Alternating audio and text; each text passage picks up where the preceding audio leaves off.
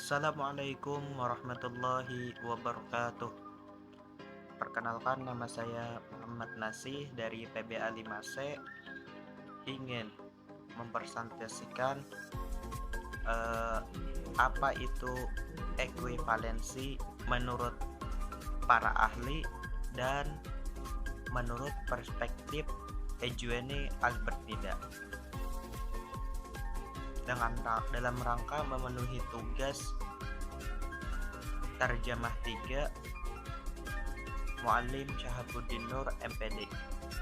Sebelum kita masuk ke pembahasan ini, marilah kita sama-sama memulai presentasi ini dengan mengucapkan basmalah. Bismillahirrahmanirrahim.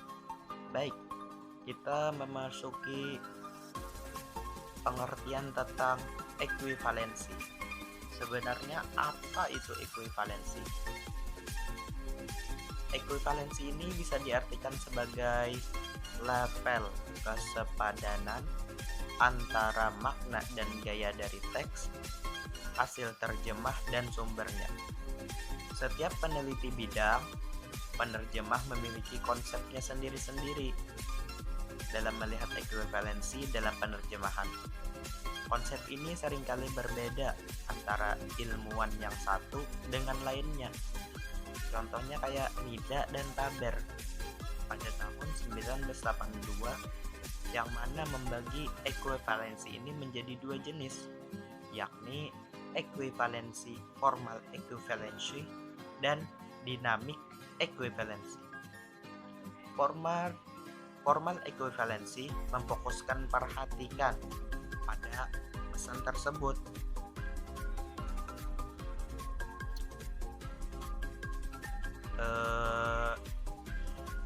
Di mana bahasa target menyerupai bahasa sumber dalam bentuk isinya. Sedangkan dynamic equivalency memfokuskan pada fungsi.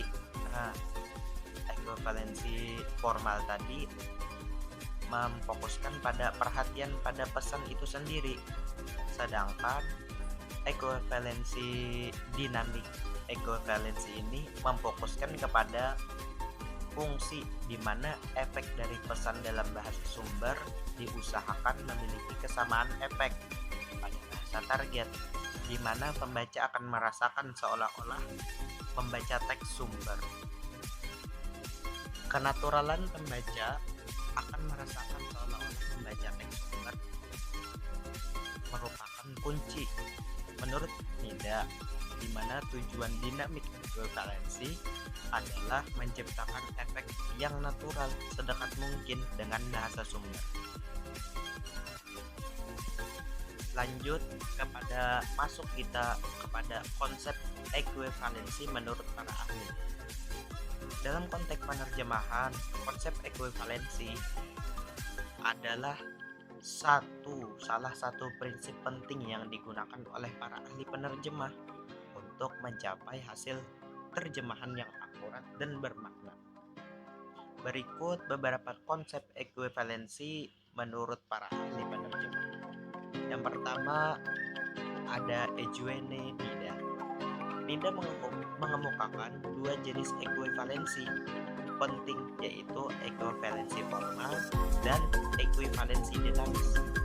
Sedangkan ada juga penerjemah yang satu namanya Katrina Reis.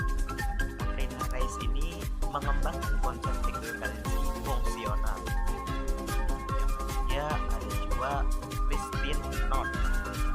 Knott menyebutkan ekuivalensi tekstual, ekuivalensi pragmatis, dan ekuivalensi fungsi sebagai aspek-aspek ekuivalensi dalam penerjemahan. Ekuivalensi tekstual berfokus pada pemertahanan struktur dan tata bahasa. Ekuivalensi pragmatis menyangkut pemahaman konteks dan maksud komunikatif. Sedangkan ekuivalensi fungsi berkaitan dengan menjaga fungsi atau tujuan teks dalam bahasa sumber dan target. Sampai di sini, apakah kita dapat memahami ekuivalensi menurut para ahli? kita akan memasuki ekuivalensi menurut perspektif Eugenie Albert Nida. Eugenie Albert Nida adalah seorang penerjemah dan fisiologi yang memiliki kontribusi penting dalam pemahaman tentang penerjemahan. Menurut perspektif Nida, konsep ekuivalensi dalam penerjemahan dapat dibagi menjadi dua jenis. Yang pertama, ekuivalensi formal. Apa itu ekuivalensi formal? Ekuivalensi formal yaitu mengacu pada usaha untuk mempertahankan kesetiaan terhadap struktur kata-kata, dan tata bahasa sumber. Dalam hal ini, penerjemah berusaha agar terjemah setia secara formal terhadap teks asli tanpa mengutak-atik struktur kalimat atau usaha. Tujuannya adalah agar pembaca bahasa target dapat merasakan kesetiaan terhadap bentuk tersebut. Yang kedua ada ekuivalensi dinamis. Apa itu ekuivalensi dinamis? Ekuivalensi dinamis yang juga dikenal sebagai ekuivalensi fungsional lebih menekankan pada pemahaman makna dan efek yang sama dalam bahasa target. Bahkan jika struktur kalimat pesan yang ingin disampaikan oleh teks sumber dan mencoba menyampaikannya dengan cara yang memahamkan pembaca bahasa target. Ini bisa melibatkan penyesuaian makna tata bahasa atau bahkan penambahan informasi yang dibutuhkan. Dari situ sampai disinilah penjelasan tentang ekuivalensi menurut para ahli dan ekuivalensi menurut perspektif Eugenie Albert Nida. Mudah-mudahan dengan adanya video ini dapat menambah wawasan kita untuk memahami tentang terjemah ekuivalensi. Demikian presentasi dari saya. Salah hilaf mohon maaf. Wabillahi taufiq wal hidayah. Assalamualaikum warahmatullahi wabarakatuh.